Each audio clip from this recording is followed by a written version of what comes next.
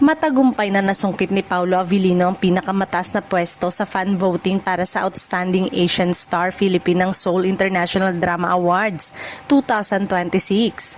Matapos ang matinding botohan na pinangunahan ng kanyang mga taga-suporta. Inaasahan na siya ang magiging kinatawan ng Pilipinas sa prestiyosong award event sa South Korea. Dahil sa kanyang tagumpay sa botohan, pinaghahandaan na rin umano ng aktor ang nalalapit na pagpunta sa South Korea para sa award ceremony. Excited na ang kanyang mga tagahanga na makita siyang rumampa sa red carpet at kumatawan sa bansa sa isang international event.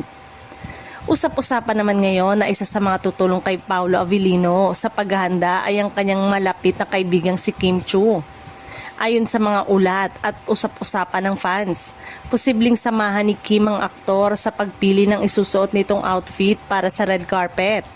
Bagay na lalong ikinatuwa ng Kim Pao supporters. Gayunpaman, wala pang opisyal na kumpirmasyon mula kina Paolo at Kim tungkol dito.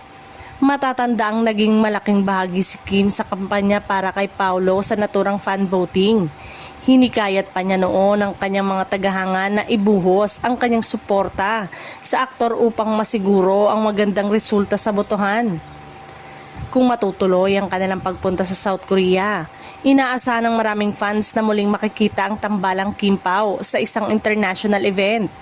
Marami na ang umaasang magbibigay sila ng mga pasilip sa kanilang paghahanda at mga ganap sa Seoul.